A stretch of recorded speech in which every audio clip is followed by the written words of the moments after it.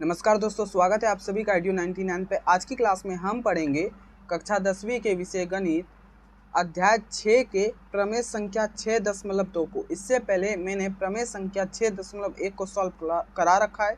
अगर आप लोगों ने वह वीडियो नहीं देखा है तो प्लेलिस्ट पे आप जाके देख सकते हो। तो चलिए हम लोग इसको प्रूव करते हैं। सबसे पहले हम अच्छे से प्रमेय को एक बार पढ़ेंगे। देखिए प्रमेय दिया हुआ क्या है। यदि एक रेखा किसी त्रिभुज की दो भुजाओं को एक ही अनुपात में विभाजित करता है तो वह तीसरी भुजा के समांतर होती है।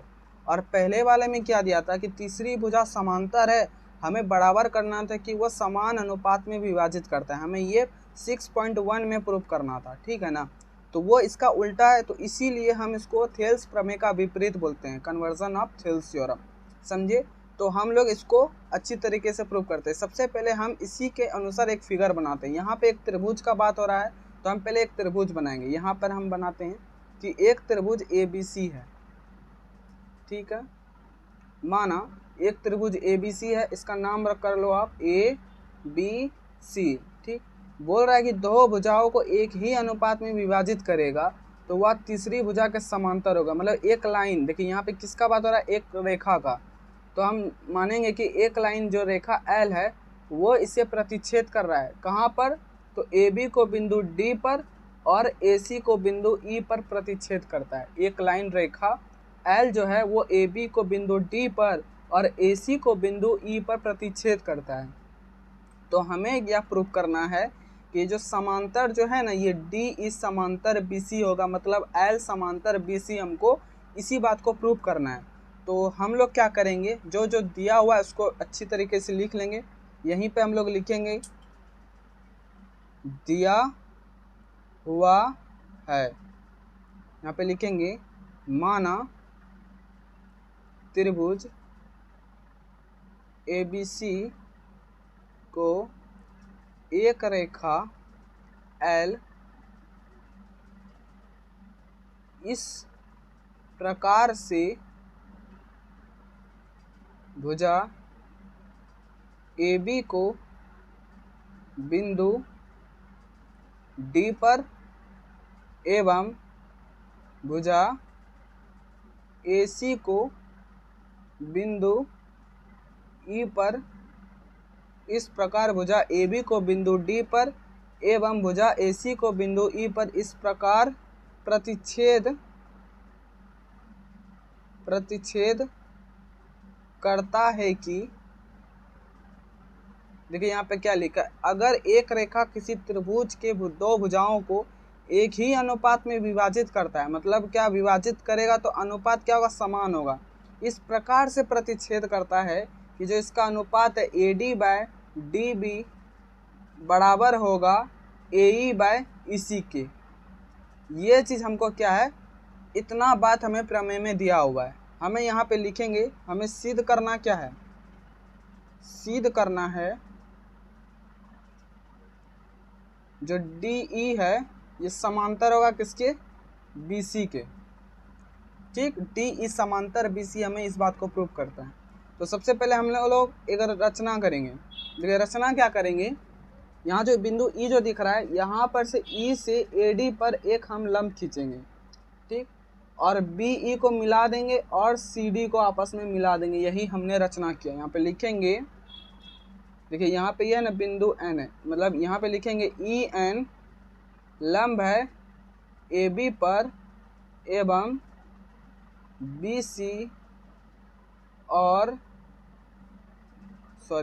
BE, यहाँ पे BE होगा, BE और CD को मिलाया,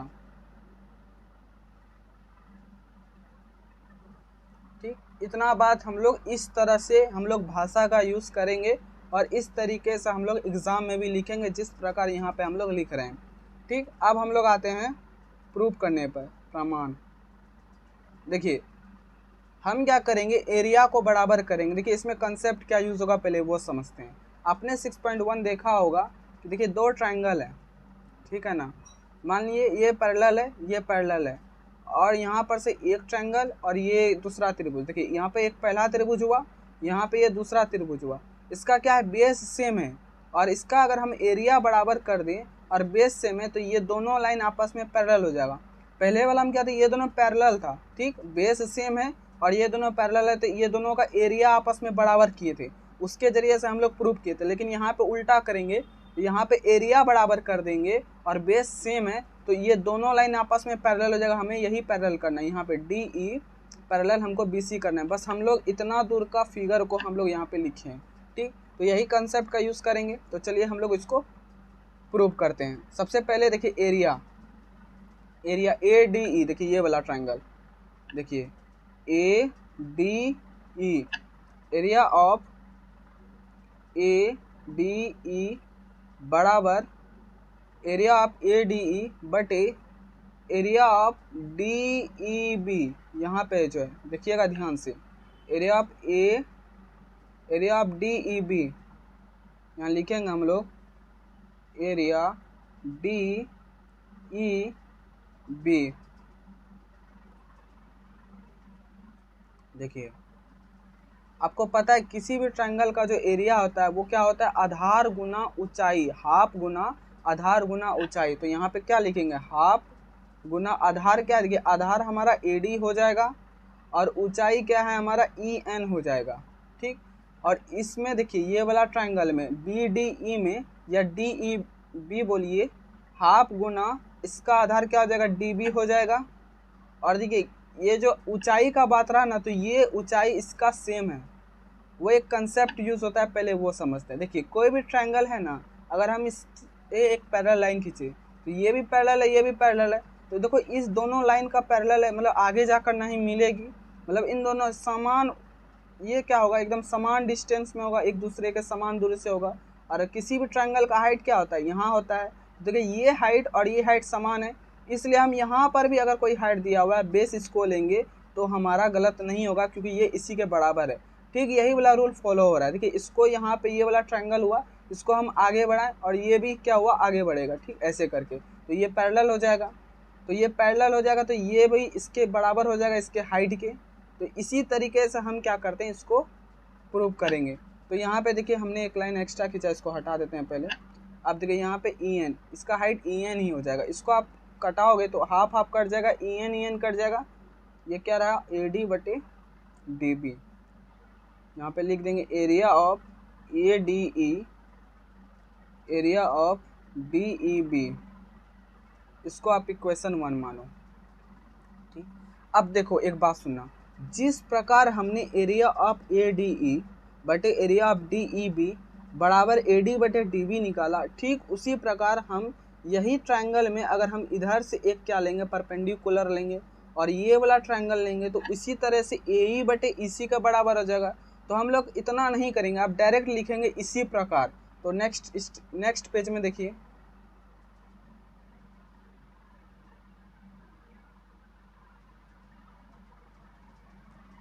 लिखेंगे इसी प्रकार एरिया ऑफ ADE बटे, देखिए यहाँ पे एक फिगर बना लेते हैं, नहीं तो हमें प्रॉब्लम हो जाएगा, ABC, ये क्या था, एक L लाइन था, ये बिंदु D है, ये बिंदु E है, यहाँ पे N पे ये मतलब लंबवत है।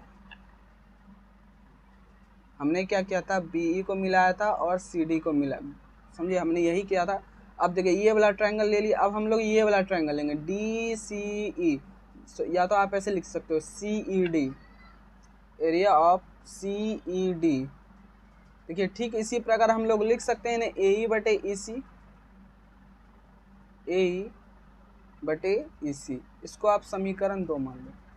और देखिए यहाँ पे हमको दिया है क्या दिया है, क्या AD बटे DB बराबर है AE बटे EC के, ये चीज़ हमने दिया हुआ है। यहाँ पे हमने जब दिया हुआ लिखा होगा तो अब देखिए यहाँ पे AD है और EC है, देखिए एक बार ऊपर देखते हैं, देखिए यहाँ पे हमें ये चीज़ दिया हुआ था AD बटे DB बराबर AE बटे EC, और हमने यहाँ पे AD बराबर ये चीज़ निकाल लिया, और यहाँ पे हमने AE बटे EC बराबर ये चीज़ निकल गया। जब ये दोनों आपस में बराबर है तो ये दोनों भी तो आपस में बराबर होगा, मतलब इतना और इतना आपस में क्या होगा, बराबर होगा। तो हम लोग लिखेंगे यहाँ पे समीकरण 1 और 2 से ये दोनों आपस में बराबर होगा तो एरिया ऑफ ADE बटे एरिया ऑफ DBE बराबर हो जाएगा एरिया ऑफ ADE बटे ये वाला एरिया ऑफ CED। ठीक, अब देखिए ADE इधर भी है, ADE इधर भी है, ये दोनों सेम है तो कट जाएगा। तो हमारा बचा क्या, एरिया ऑफ DBE बराबर हो जाएगा एरिया ऑफ CED के। अब देखिए यहाँ पे देखिए एरिया ऑफ DBE यहाँ है और एरिया ऑफ CED यहाँ पे, ये दोनों एरिया, इसको हम लोग बाहर निकालते हैं तभी आप लोग अच्छे समझोगे। देखो ये हमारा ऐसा एक फिगर बना है, ठीक, इसका हमने क्या किया, DEBC ऐसा है। अब देखो ये वाला ट्रायंगल, देखो ये वाला ट्रायंगल ये रहा और ये वाला ट्रायंगल देखो ये रहा, ठीक। अब देखो यहाँ पे बेस क्या है, सेम है, ED सेम है दोनों का और दोनों का एरिया क्या हो गया, सेम हो गया। तो याद रखना, अगर कोई दो लाइन के बीच में एक लाइन दोनों ट्रायंगल का सेम बेस हो, कॉमन बेस हो, समान आधार हो और दोनों का क्षेत्रफल समान होता है तो ये दोनों रेखा एक दूसरे की क्या हो जाती है, पैरेलल हो जाती है। तो यहाँ पे हम लोग डायरेक्ट लिख सकते हैं DE पैरेलल BC। यही बात को हमको क्या करना था, प्रूव्ड करना था, जो कि हो गया। दोस्तों मिलते हैं नेक्स्ट वीडियो में प्रमेय संख्या 6.3। अगर आप लोगों ने पहले का नहीं देखा है तो वो प्लेलिस्ट पे जाके देखो। इसी तरह करके मैं चैनल पे बताते रहता हूँ। मिलते हैं नेक्स्ट वीडियो में। Thank you.